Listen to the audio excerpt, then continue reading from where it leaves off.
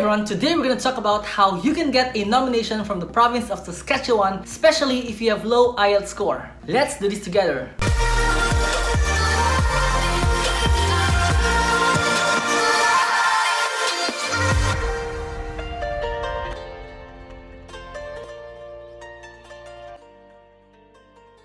So guys, I know sometimes it's hard to achieve a high IELTS score, especially if our English is just mediocre. But for every problem, there's always a workaround. And this is where SINP comes in. So if you guys really have low IELTS score, then your best option is to apply on these two SINP streams. The first stream is the International Skilled Worker Occupation in Demand. On this stream guys, the required CLB level is only CLB level 4. And that means 3.5 in reading, 4 in writing, 4.5 in listening, and 4 in speaking. The second stream guys is the International Skilled Worker Saskatchewan Express entry. And the required CLB level under this stream is only CLB level 7. So that means 6.0 in reading, 6.0 in writing, 6.0 in listening, and 6.0 in speaking. Now, let's take a look at the eligibility criteria to see which of these streams is applicable for you. Before we move on guys, please consider subscribing to my channel and hit the notification bell. I really appreciate all the support. Alright guys, so the first eligibility criteria is the minimum language score. And as I've mentioned to you a while ago guys, for the occupation in demand, the minimum CLB level required for this stream is only CLB level 4. On the other hand, for the Saskatchewan Express entry, the minimum CLB level required for this stream is CLB level 7. Moving on to the second criteria guys is the Express entry profile. So under the occupation in demand stream, you are not required to create an Express entry profile. So this is good news for those who are not eligible to apply for the Express entry program because of probably low FSWP points. So remember guys that you must get at least 67 points in the 6 selection factors in order to apply for Express entry. On the other hand, under the Saskatchewan Express entry stream, you are required to have an Express entry profile. The third criteria guys is the minimum education. So both of these streams require that you have a diploma, certificate, or a college or a university degree. Number 4 is minimum SINP points. So guys, in both of these streams, you must score 60 out of 100 SINP points. Let me show you how to compute for your SINP points. Okay, to compute for your SINP points, simply go to this link. You can find this link also on the description box below. So this link will take you to the International Skilled Worker Points Assessment Grid page. Now, this point system is actually divided into 2 categories. The first one is the labor market success, where you can get as much as 70 points. And then the second category is the connection to Saskatchewan labor market and adaptability, where you can get as much as 30 points for a total of 100 points. Now let's go back up to the first category.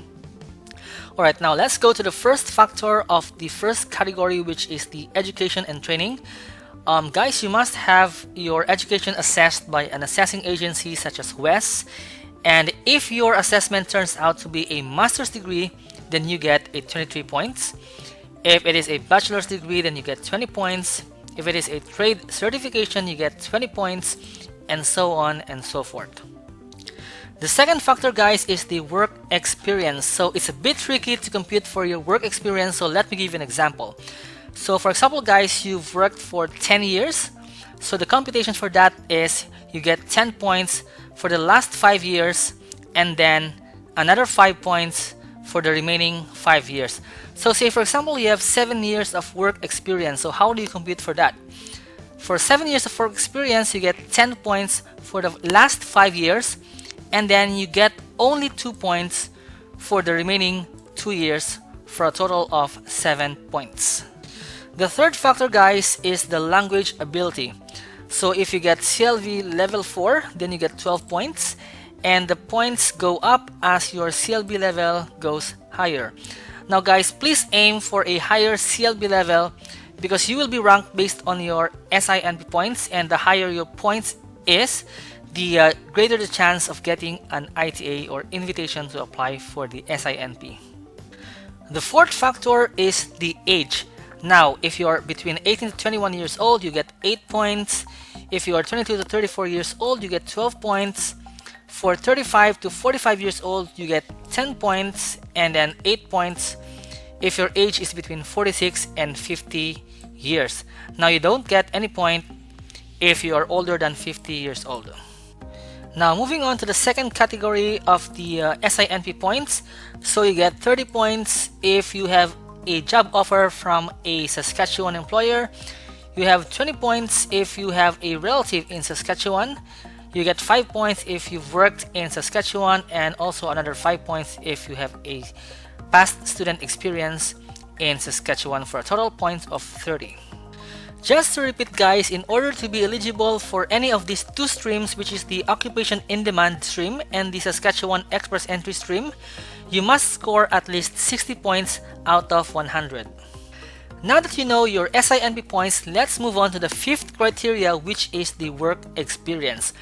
So guys, for both of these streams, you must have at least 1 year work experience in the last 10 years, and your job must fall under the following skill types, which are 0, A, and B. Let me just go through quickly to the list of skill types to show you which skill type your job fall under. Okay, so this page will tell you which skill type your job falls under. So if you want to go to this page, just go to this link here, guys. You can also find this link on the description box below. So for skill type 0, these are the management jobs such as restaurant managers, mine managers, and shore captains. And skill level A are professional jobs including doctors, dentists, architects, teachers, accountants, computer programmers, lawyers, or engineers, and so on and so forth. And the skill level B are technical jobs and skilled trades including chefs, plumbers, and electricians. The sixth criteria, guys, is the proof of professional status or licensure. Now, for specific occupations, guys, you must provide a proof of professional status or licensure. Now, let me show you the list of occupations to see whether or not you need to submit these documents. Alright, so here are the list of the in-demand occupation for the SINP. Now, if you want to go to this link, guys, you can find the link on the description box below. So say for example, you are a computer programmer, no code 2174. As per the criteria number 6, you must provide documentation from the Canadian Association of Information Technology Professionals, CIPS, showing your candidate membership as an Associate Information Technology Professional, AITP, ISP, and ITCP. So guys, those are the requirements that you must meet in order to be eligible under these two streams. Now let's talk about the process of getting a nomination under these two streams. So basically, guys, the process is the same whether you apply for OID or Saskatchewan Express Entry. Let's take a look at the process on how to apply for SINP now. Basically, there are 3 steps to follow. First is to submit an EOI or expression of interest through the EOI system. Alright guys, so let me show you the step-by-step process on how to create your profile in the International Skilled Worker EOI system, okay? So the first thing that you want to do, guys, is to go to this link right here. Don't worry about the links, guys, they're all in the description box below.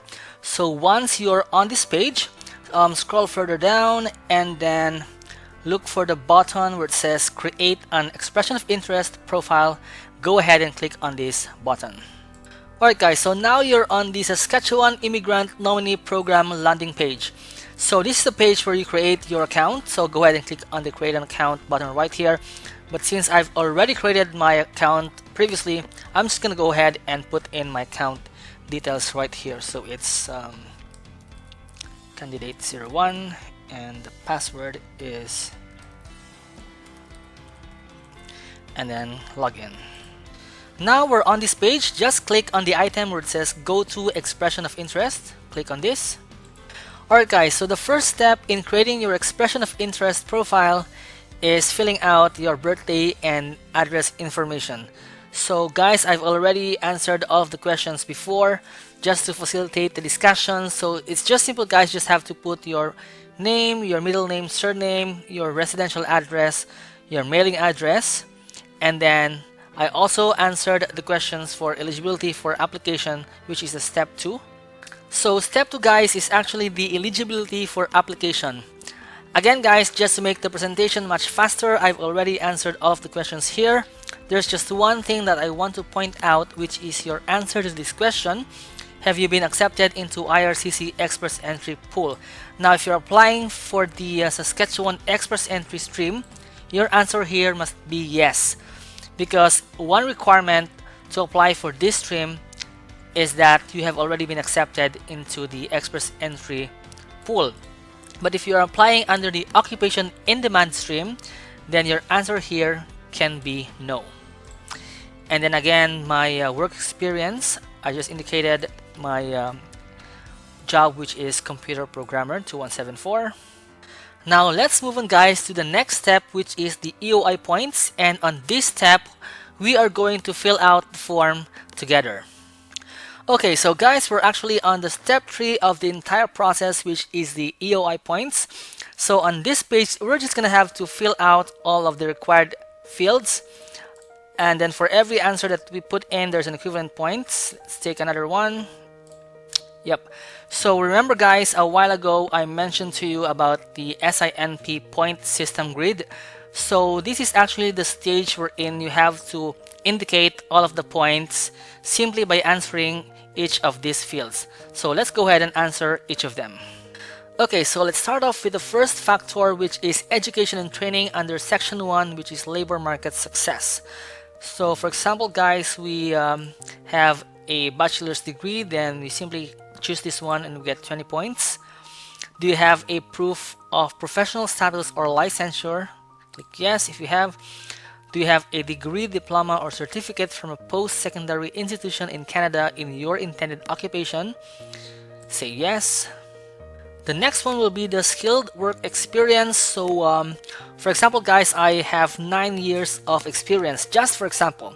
So in the first 5 years I get 10 points, and then the remaining 4 years I actually get only 4 points for a total of 14 points.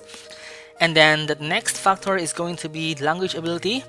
So guys, one of the main reasons why we chose to get a nomination from the province of Saskatchewan is because our English proficiency is not that good. So for example, we only have a CLB level 5, so we get 14 points for that. Now the final factor guys is your age. So for example, my age is between 22 to 34, so I get 12 points for that. And then my total SINP points will be 60, which is just the minimum requirement in order to be eligible for this stream. So actually guys, there's other factors where you can get more points. For example, 5 points for a previous work experience in Saskatchewan, another 5 points for a student experience, and 20 points for close relative. But even though we don't have any points for this one, it's okay because we already met or meet the minimum points of 60 SINP points. Okay, so since we don't have points for the factor 2, let's just go ahead and click on the checkbox right here for 0 points. And then once you're done, just click on the save button right on the upper right hand section of the page right here. So there's only one more step that we have to do guys, which is to submit our EOI interest. So go ahead and click on the submit expression of interest button right here. The second is to receive an ITA or invitation to apply. Alright guys, so once you received your invitation to apply or your ITA, you must apply within 60 days and submit all of the required documents. So right now guys, I'm going to show you all of the documents that you must submit through this stream. So the very first document that you must submit guys is the identity and civil status documents. So these are basically your birth certificate. If you are accompanying a spouse or your children, then you also must provide their birth certificates. The second document that you must submit guys is the passport. So just bear in mind that the passport must be valid throughout the immigration process. The third required document is your education or training credentials. So basically these are your mark sheets or your transcript of records. The fourth document, guys, is your work experience credentials. So this includes your employment letters or certificate of employment or any proof of your work experience. The fifth one is your proof of professional status or licensure. So this is actually what I've mentioned to you guys a while ago. Moving on to the sixth document, guys, is the language credentials. So this is basically your IELTS report. The seventh, guys, is your settlement funds. So this is basically your proof of funds. So simply provide a bank certificate showing the amount of settlement funds on it. So let me show you the required settlement funds. So guys, here is the list of the settlement funds. Depending on whether you are applying as a single person, it's going to be 12,669. If you're applying with your husband or your wife, or you are two people, it's going to be 15,772. If you're accompanying a child, so husband, wife, and child, 3 people, that's going to be 19,390, and so on and so forth. Number 8, guys, is the settlement plan. So I've actually found a sample template online which can be very helpful for you guys, and I'm going to show it to you right now.